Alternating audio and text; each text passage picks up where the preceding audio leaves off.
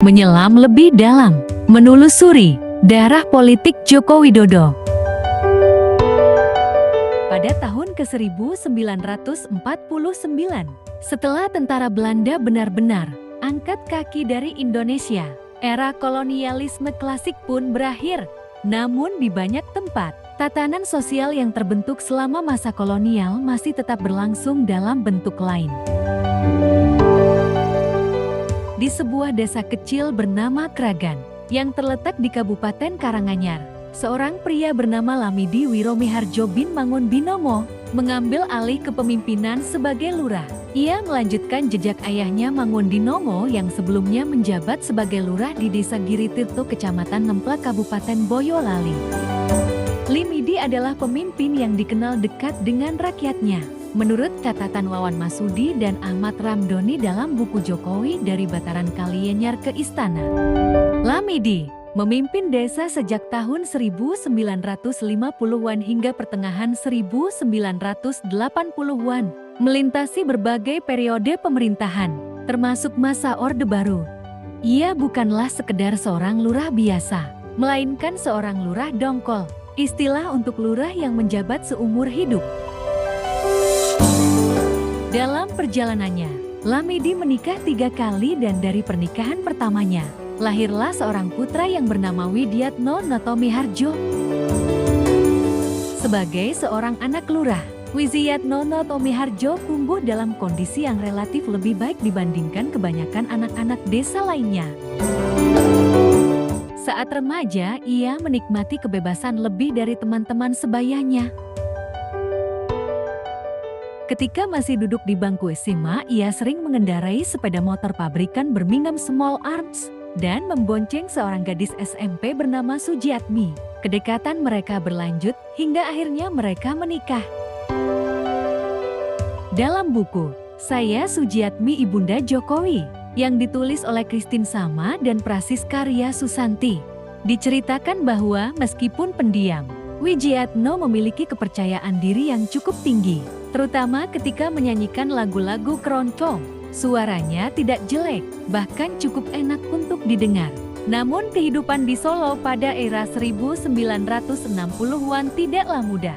Kota ini telah lama dicap sebagai kota merah karena kecenderungan politiknya yang progresif. Pada tahun ke-1966, banyak orang yang ditangkap dan dituduh sebagai anggota atau simpatisan Partai Komunis Indonesia. Bengawan Solo yang biasanya mengalir tenang, pada masa itu dikabarkan pernah berubah menjadi sungai yang banjir darah akibat pembersihan besar-besaran terhadap mereka yang dianggap berafiliasi dengan PKI.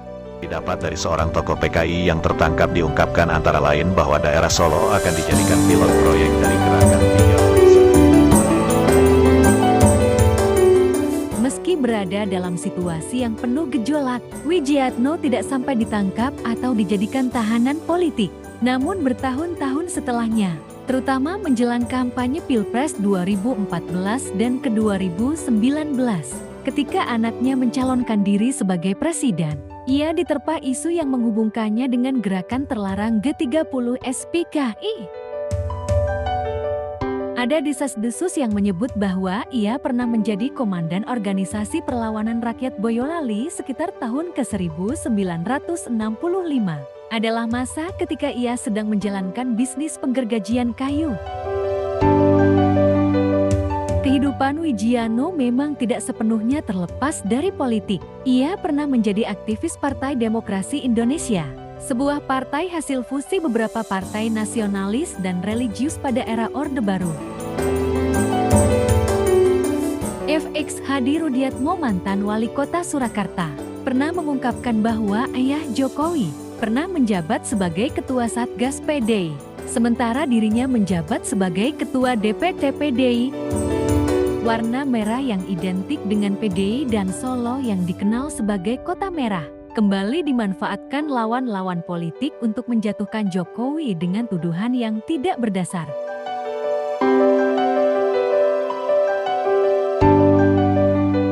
Seperti ayahnya, Jokowi juga memilih berkiprah di PDI Perjuangan, penerus PDI yang sebelumnya diikuti oleh ayahnya.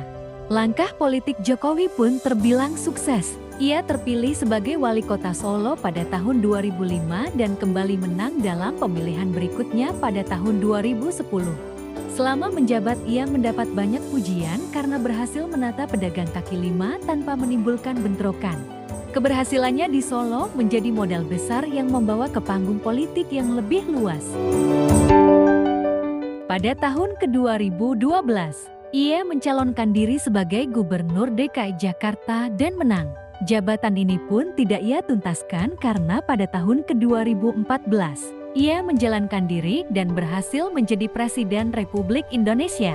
Dalam menjaga persatuan, menyebarkan kasih dan toleransi bersama umat beragama lainnya di Indonesia.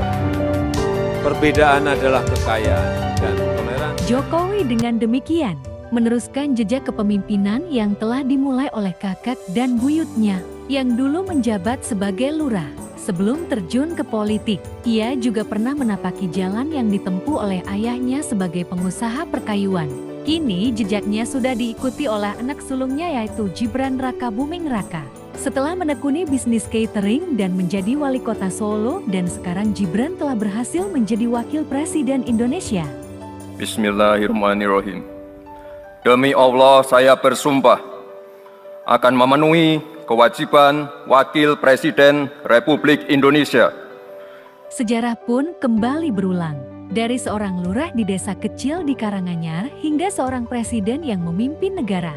Garis kepemimpinan keluarga ini terus berlanjut dalam berbagai bentuk dan dinamika zaman.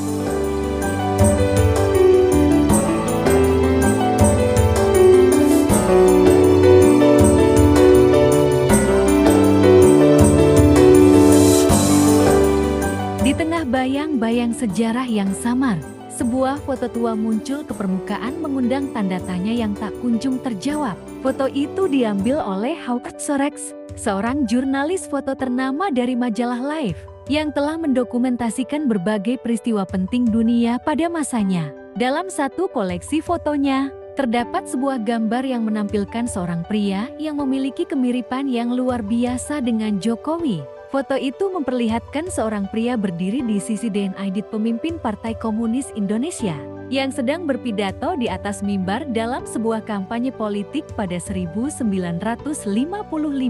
Pria itu tampak mengawal Aidit berdiri dengan sikap tegap mengamati kerumunan di bawah panggung.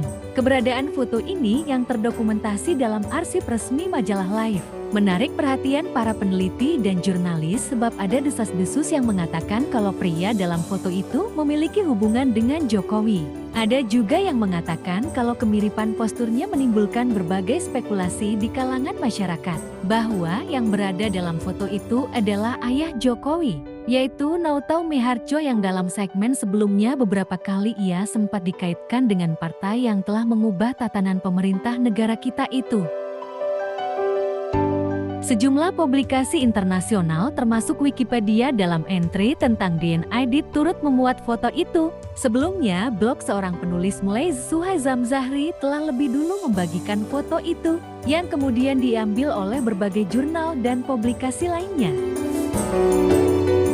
Jurnal Langit Kata, sebuah publikasi di Indonesia, juga mencantumkan foto ini sebagai bagian dari dokumentasi sejarah tanpa menyebutkan keterkaitannya dengan sosok Jokowi.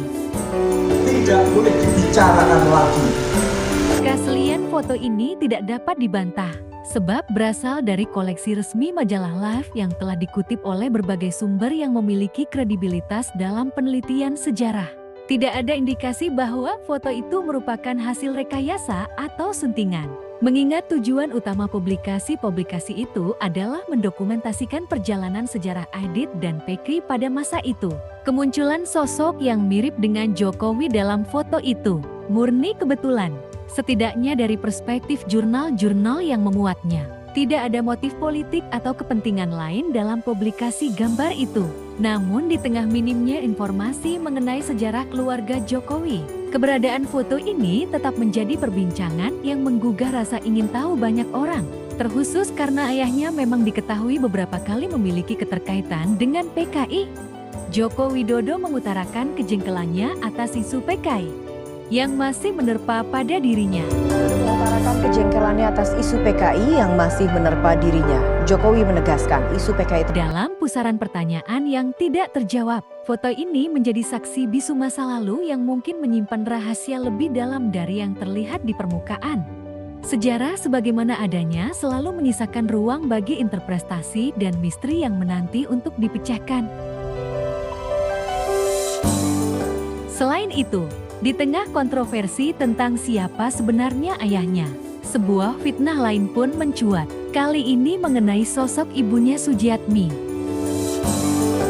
Berbagai narasi beredar membangun spekulasi bahwa Sugiarmi bukanlah ibu kandung Jokowi, melainkan ibu tirinya.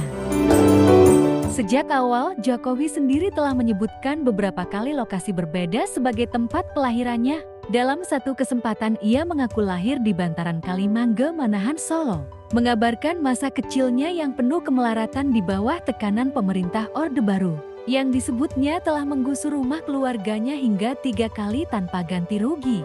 Namun dalam sebuah kesempatan lainnya, ia menyampaikan pernyataan yang berbeda di hadapan umat Katolik di Solo. Ia menyatakan bahwa dirinya dilahirkan di Rumah Sakit Katolik Brayat Minulyo, Solo. Pernyataan ini selain mengundang tanda tanya, juga dikaitkan dengan dugaan bahwa ibunya memiliki hubungan dengan Nyonya X, seorang perempuan Katolik yang disebut-sebut sebagai ibu kandung Jokowi, serta ibu dari tokoh muda Katolik yaitu Michelle Bimo Putranto. Tak hanya itu, pernyataan lain muncul dari Sujiatmi sendiri saat berkampanye di Desa Giriroto, Ngemplak, Boyolali, sebuah wilayah yang dikenal sebagai basis kuat Partai Komunis Indonesia. Ia berorasi di hadapan ribuan orang menyatakan bahwa Jokowi lahir di desa itu dengan semangat seorang propagandis. Ia menyerukan perjuangan dan menyatakan tekadnya untuk bergerilya demi kemenangan Jokowi.